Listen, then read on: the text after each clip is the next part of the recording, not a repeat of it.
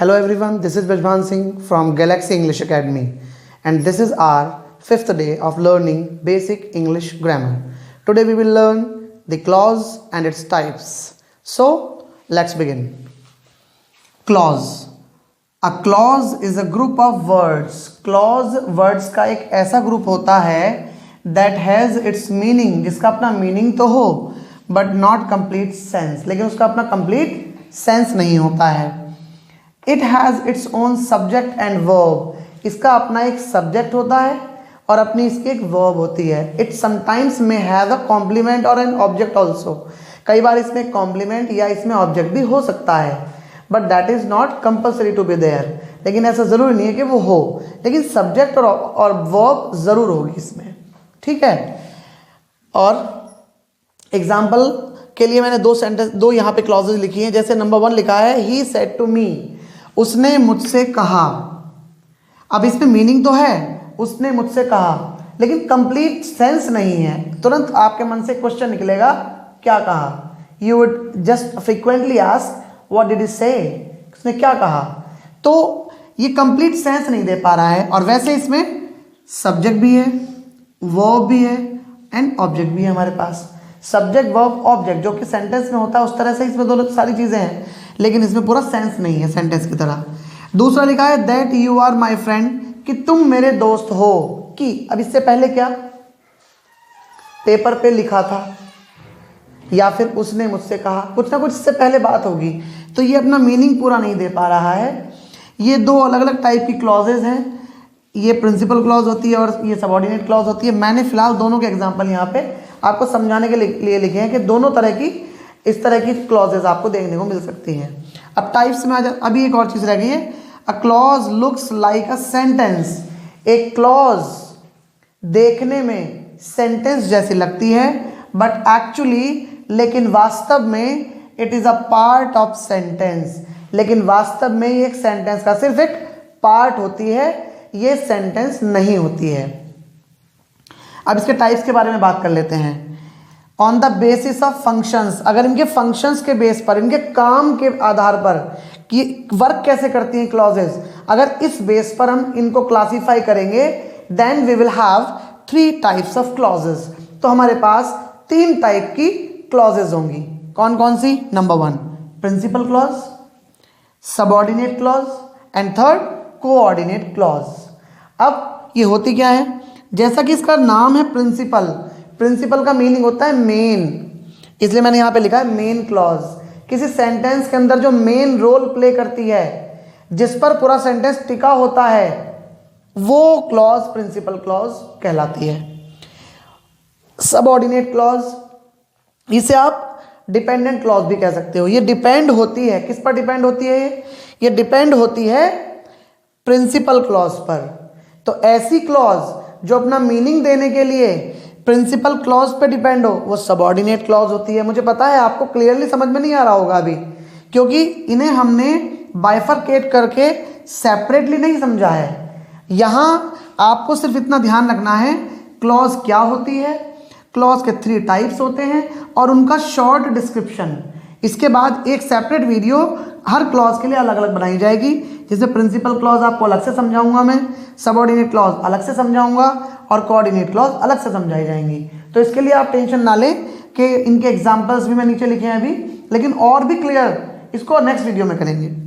Subordinate clause जो depend होती है प्रिंसिपल क्लॉज पर, फिलहाल इसे इतना ध्यान रखें. कोऑर्डिनेट क्लॉज क्या होती है? ये असिस्ट करती है प्रिंसिपल क्लॉज को. असिस्ट का मतलब क्या होता है? हेल्प करना. ये हेल्प करती है प्रिंसिपल क्लॉज को सेंटेंस का मीनिंग पूरा करने में. अगर आप ध्यान से देखोगे तो ये हेल्प करने का मतलब क्या है कि प्रिंसिपल क्लॉज के इक्वल क्लॉज होती है. इसको और दूसरे वर्ड्स में हम और क्लैरिफाई करके कहें तो कोऑर्डिनेट क्लॉज कोई क्लॉज ही नहीं होती. जब 2 प्रिंसिपल क्लॉज को एक साथ कंजंक्शन से जोड़कर लिख दिया जाता है तो उसमें पहली वाली को प्रिंसिपल क्लॉज कहते हैं और सेकंड वाली को कोऑर्डिनेट क्लॉज कह देते हैं. ये ध्यान से समझिएगा. अच्छा, इसी जो क्लासिफिकेशन है इसको हम एक और तरह से देख सकते हैं. मॉडर्न इंग्लिश में आजकल ये वाला क्लासिफिकेशन आपको नहीं मिलेगा, ये वाला क्लासिफिकेशन मिलेगा. मैंने इसको लिख दिया है on the basis of characteristics, इनकी विशेषताओं के आधार पर। तो विशेषताओं के आधार पर अगर हम क्लॉजेस को बाइफरकेट करें, क्लॉजेस को अगर हम क्लासिफाई करें, इनको अगर हम इनके टाइप्स देखें तो केवल दो टाइप होते हैं। नंबर 1 इंडिपेंडेंट क्लॉज, जो खुद में डिपेंड हो, जो खुद के ऊपर डिपेंड हो अपना मीनिंग देने के लिए, दूसरे पर डिपेंड ना हो, जिसे आप दूसरे वर्ड्स में प्रिंसिपल क्लॉज भी कह सकते हैं। और दूसरी डिपेंडेंट क्लॉज, डिपेंडेंट क्लॉज वो होती है जो अपना मीनिंग देने के लिए किसी दूसरी क्लॉज पर डिपेंड हो। ठीक है, तो डिपेंडेंट क्लॉज जैसे सबऑर्डिनेट क्लॉज थी, और प्रिंसिपल क्लॉज की तरह ये इंडिपेंडेंट क्लॉज है। और कोऑर्डिनेटिंग क्लॉज मैंने आपको बताई, कोऑर्डिनेट क्लॉज कोई क्लॉज होती ही नहीं है वास्तविकता में। प्रिंसिपल क्लॉज ही जब दो बार आती है तो पहली वाली को हम प्रिंसिपल क्लॉज कह देते हैं, दूसरी वाली को हम कोऑर्डिनेट क्लॉज कह देते हैं। ठीक है, अब बात एग्जाम्पल्स की आ जाती है, इनका कंपेयर करते हुए ही हम एग्जाम्पल्स देखेंगे। जैसे फर्स्ट सेंटेंस लिखा है यहाँ पर, he told me that he was a student, उसने मुझे बताया, ही टोल्ड मी। यहाँ क्लॉज को अगर किसी सेंटेंस से अलग करना है तो उसमें कंजंक्शन जहाँ से आ रहा हो वहाँ से दूसरी क्लॉज शुरू हो जाती है। तो दैट कंजंक्शन आ रहा है, यहाँ से दूसरी क्लॉज शुरू हो गई, इससे पहले दूसरी क्लॉज है। ठीक है, तो ही टोल्ड मी, उसने मुझे बताया, क्या बताया, मीनिंग पूरा नहीं है इसलिए क्लॉज है। लेकिन अगला जो है that he was a student, कि वो एक स्टूडेंट है, या भले ही वॉज लिखा है लेकिन हिंदी में जब मीनिंग निकालते हैं तो हिंदी में मीनिंग है ही निकलता है। इसे सीक्वेंस ऑफ टेंस कहते हैं। एक अलग से चैप्टर सीक्वेंस ऑफ टेंस का जब पढ़ाएंगे आपको तो ये भी समझाएंगे कि इंग्लिश में तो वॉज लिखा होगा लेकिन हिंदी में मीनिंग है निकलेगा। खैर चलिए, तो उसने मुझसे बताया कि वो एक स्टूडेंट है, या फिलहाल आप यहाँ पे इसे ये भी समझ लीजिए कि उसने मुझे बताया कि वो एक स्टूडेंट था। ठीक है, जैसे आपको समझ में आए, उसने मुझे बताया। अब मेन जो बात हुई वो इस वाली क्लॉज में हुई है, उसने मुझे बताया, क्या बताया वो आगे लिखा है, तो ये हो गई प्रिंसिपल क्लॉज, क्योंकि मेन एक्शन यहाँ पे हुआ है। अब क्या बताया, ये वाली बात कि वो एक स्टूडेंट है, कि वो एक स्टूडेंट है, डिपेंड कर रही है पहली वाली क्लॉज पर, इसलिए ये क्या है, ये सबऑर्डिनेटिंग क्लॉज है।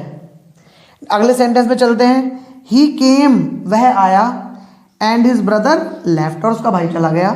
देखिए, ही केम, वो आया और उसका भाई चला गया, ये किसी पे डिपेंड नहीं है। दैट वाला जो क्लॉज होती है वो डिपेंड होती है कि क्या, कोई ना कोई पूछेगा कि क्या, उसने कहा और वो चला गया, तो ये डिपेंड नहीं कर रही है, ये इसके बिल्कुल इक्वल है। तो ये प्रिंसिपल क्लॉज ही है यहाँ पे, लेकिन ये क्या है, ये कोऑर्डिनेटिंग क्लॉज है। ठीक, ऐसे यहाँ पे इंडिपेंडेंट और डिपेंडेंट को समझ लेते हैं। पीटर एट पास्ता, पीटर ने पास्ता खाया, तो ये होगी प्रिंसिपल क्लॉज, क्योंकि इसमें मेन बात बताई जा रही है, इस सेंटेंस का मेन एक्शन बताया जा रहा है इसमें, इसलिए। अब because he was hungry, because he was hungry, तो Peter ate pasta because he was hungry. अब क्योंकि वो भूखा था, क्योंकि वो भूखा था कोई मीनिंग नहीं दे रहा ना, अगर इसके साथ ना जोड़ा जाए तो ये डिपेंडेंट क्लॉज हो गई, ये हो गई डिपेंडेंट क्लॉज। ठीक है, उम्मीद है क्लॉजेज आपको क्लियर हो गई होंगी। अगर आपको इसमें और क्लैरिटी चाहिए तो नेक्स्ट वीडियो को जरूर देखिएगा, जिसमें सबऑर्डिनेट क्लॉज 3 टाइप्स की होती है, noun clause, adjective clause, adverb clause, ये मैं आपको सिखाऊंगा। कोऑर्डिनेट क्लॉज और प्रिंसिपल क्लॉज का क्या रिलेशन होता है ये सिखाएंगे, वो जरूर देखिएगा। वीडियो पसंद आई हो तो चैनल को सब्सक्राइब कीजिएगा, वीडियो को शेयर और लाइक कीजिएगा। Thank you very much.